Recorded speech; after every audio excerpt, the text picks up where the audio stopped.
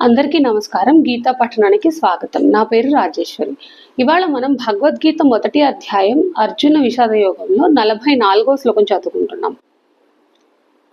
ఇంతకు ముందు శ్లోకాల్లో వర్ణ సంకరము వలన జరిగే దోషములు కానీ హాని కానీ గురించి ఎక్స్ప్లెయిన్ చేస్తున్నారు.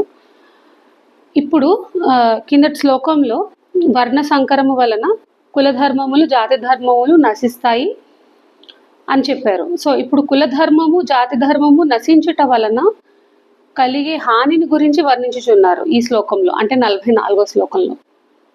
శ్లోకం చదువుకుందాం.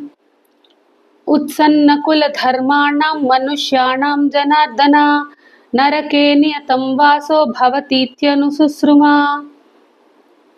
అర్థం తెలుసుకుందాం మనం. ఓ జనార్దన, కులధర్మములు నశించిన వారికి నిరవధికముగా అంటే కలకాలము నరక ప్రాప్తి తప్పదని ప్రతీతి. ఈ శ్లోకంలో ఏం చెప్పదలుచుకున్నారనేది మనం ఒకసారి డీటెయిల్డ్గా చూద్దాం.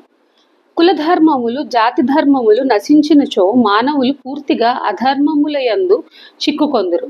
వారు చేసిన పాపములకు ఫలస్వరూపముగా కుంభీపాక రౌరవాది నరకముల యందు ప్రవేశించి దీర్ఘకాలము వరకు నానావిధ భయంకర యమయాతనులు అనుభవించవలసి వచ్చును అని మేము పరంపరగా వినుచున్నాము. అందువలన కులనాశనముకు మూలమగు చేష్టలు ఎన్నడూ కూడా చేయవలదు అను భావమును అర్జునుడు ప్రకటించుచున్నాడు. నమస్కారం.